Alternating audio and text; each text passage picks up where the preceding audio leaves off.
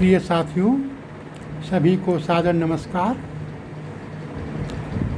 कभी कभी विवाह के प्रकरण में जब आपस में खटास हो जाती है तो आपको अपने आसपास पड़ोसी में या अपने घर पर स्वयं कुछ ऐसा देखने को मिलता है कि बड़ा कष्ट होता है। कभी कभी आपको ज़िले के पारिवारिक न्यायालय में भी जाना पड़ता है अपने काम के लिए या अपने किसी संबंधियों के लिए या अपने किसी पड़ोसियों के लिए। जाके देखते हैं कि हर ज़िले में 6-7 न्यायालय होते हैं, पारिवारिक न्यायालय, जहाँ पर पारिवारिक विवाद के संबंध में, चाहे वो घरेलू हिंसा के मामले हों, चाहे 498A के मामले हों, चाहे सेक्शन 24 का मामला हो, किसी भी मामले में वहाँ पर जाने का कभी सौभाग्य प्राप्त हुआ। देखा होगा कितनी भीड़ होती है। अमूमन वहाँ पर तलाक की अर्जियाँ भी आपको देखने की मिलेंगी। तलाक शब्द हमारा शब्द नहीं है, हिंदुओं का शब्द के लिए ये तलाक शब्द यूज नहीं होता है, क्योंकि हिंदुओं में तो विवाह विच्छेद की कोई व्यवस्था ही नहीं है।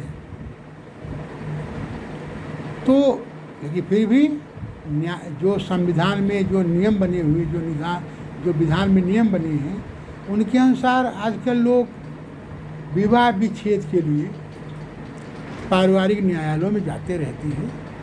और पारिवारिक न्यायालय में अगर सफलता नहीं मिलती है तो उनको हाई कोर्ट जाना पड़ता है। वहाँ सफलता मन मुताबिक नहीं मिलती है तो उनको सुप्रीम कोर्ट जाना पड़ता है। एक अनवरत प्रक्रिया है। और साथियों, अगर सुप्रीम कोर्ट के अलावा भी कोई कोर्ट होता तो वहाँ भी जाते। ये क्रम चलता ही रहता है। हमारा इस वीडियो का आज बताने का मतलब ये हुआ कि एक ऐसा प्रकरण हमारी जानकारी में आया जिसको पढ़ करके, सुन करके, देख करके मुझे बड़ा एक सुखद अनुभव हुआ।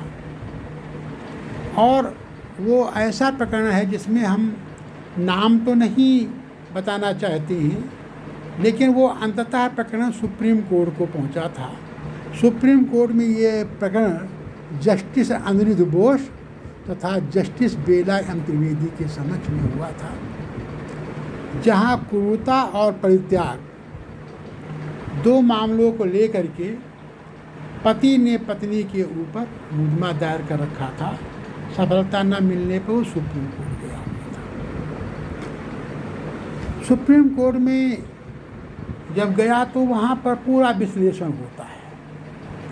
वहाँ उन्होंने देखा कि 1963 में शादी हुई थी और 33 साल के बाद विवाह विच्छेद का मुकदमा दायर किया गया, जबकि उनके 3 बच्चे थे। बच्चे पढ़े लिखे थे, बच्चे ही बड़े हो गए थे, पढ़ लिख के वो भी कहीं पर नौकरी करते थे। लेकिन पता नहीं क्या ऐसी स्थिति बनी कि पति वहाँ पर तलाक के लिए, विवाह विच्छेद के लिए, क्रूरता और परित्याग का नियम लेकर के गया है।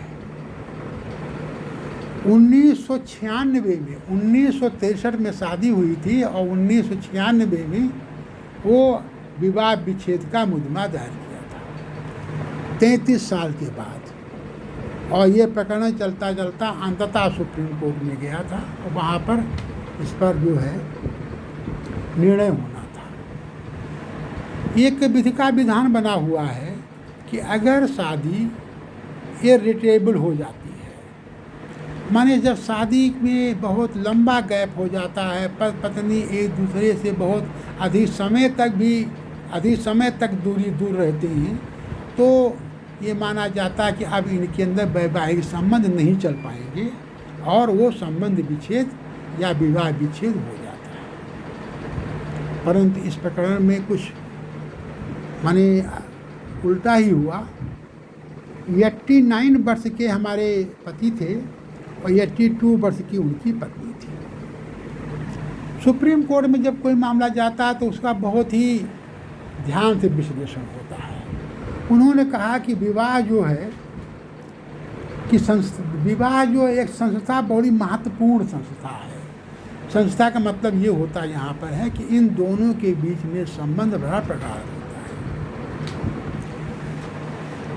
विवाह विच्छेद के लिए स्टेट जैकेट मतलब ये हुआ कि अगर इरेटेबल है तो उनको विवाह विच्छेद कर देना चाहिए। लेकिन इस प्रकरण में हम साधुवाद करेंगे ऑनरेबल जस्टिस का कि उन्होंने पूरे प्रकरण का बहुत ध्यान से अध्ययन किया और देखा कि 33 साल शादी हो चुके हैं, पति की भी 89 ईयर्स है, पत्नी की भी एज 82 ईयर्स है, बच्चे भी समझ हो गए हैं।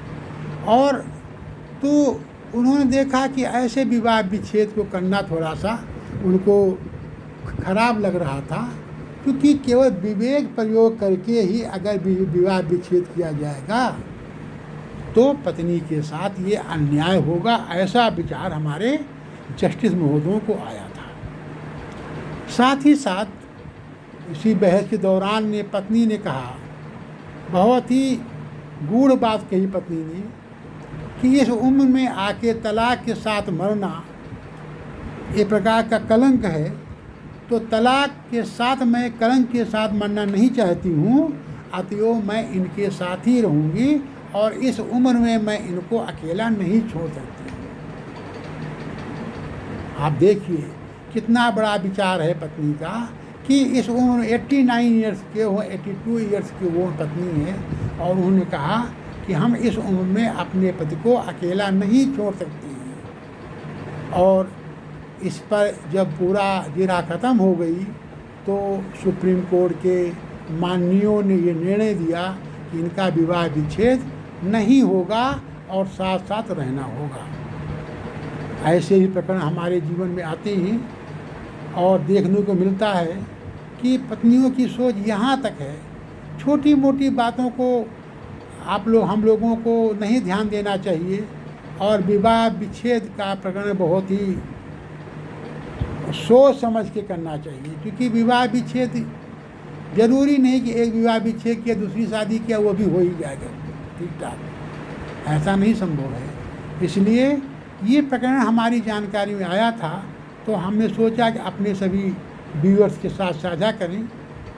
हमें आशा नहीं उम्मीद हो कि आप सभी लोगों को मेरा ये वीडियो पसंद आया है और ऐसी इस प्रकार के अन्य वीडियो देखते रहिए, हमारे साथ बने रहिए, लाइक करिए, कमेंट करिए।